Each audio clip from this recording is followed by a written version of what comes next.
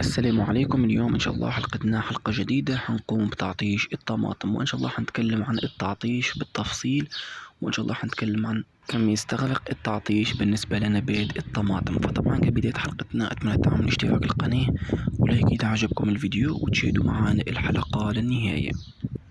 طبعا لو كنت أول مرة تشاهد الحلقة إن شاء الله حتلاقي حلقة الزراعة موجودة في القناة، طبعا لازم تشاهدها حتى تعرف كيف قمنا بزراعة الطماطم. وطبعا مثل ما تلاحظوا هذه شتلات الطماطم بعد مرور أسبوعين من الزراعة. طبعا مثل ما تلاحظوا النمو الخضري ممتاز جدا بالنسبة للشتلات.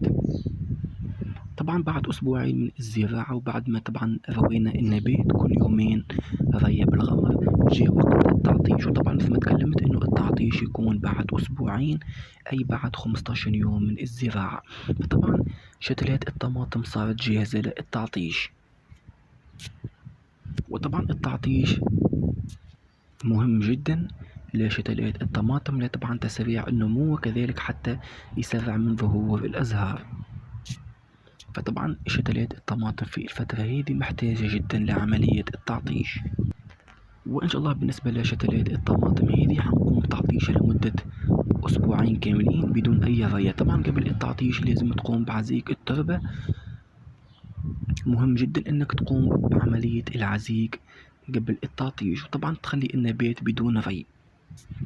وطبعا في نقطة لازم تأكد عليها انه قبل التعطيش لازم تروي النبات رية أخيرة وتكون رية بالغمر، وبعد الرية هذه تستنى يومين أو ثلاثة لغاية ما التربة تجف، وبعدها تقوم بالعزيق وتقوم بتعطيش شتلات الطماطم. فإن شاء الله حنقوم بالعزيق، وإن شاء الله حنقوم بتعطيش شتلات الطماطم لمدة أسبوعين كاملين. وطبعا شتلات الطماطم تتحمل التعطيش وطبعا ما فيش أي مشاكل. وإن شاء الله بعد أسبوعين أو 20 يوم حنرجع نروي. طبعا لو لاحظنا بداية ظهور الأزهار فبالتالي لازم نتوقف عن التعطيش، لأنه طبعا الهدف من التعطيش إنه يكون أو يسرع من ظهور الأزهار. لاحظنا منكم ما شاء الله النمو الخضري ممتاز جدا للطماطم. وطبعا بعد التعطيش إن شاء الله حننتظم في الري، ولكن الفترة هذه حاول إنك تعطش الطماطم وطبعا تتجنب الري. وإن شاء الله حنتابع معاكم الطماطم مثل ما عودناكم من تاريخ الزراعة لغاية الحصاد بكل المعاملات الزراعية. فطبعا في نهاية الحلقة أتمنى تكون عجبتكم. لو عندكم أي سؤال أتمنى تكتبوه أسفل التعليقات، وإن شاء الله ملتقانا في الحلقات المقبلة. وشكرا والسلام عليكم ورحمة الله تعالى وبركاته.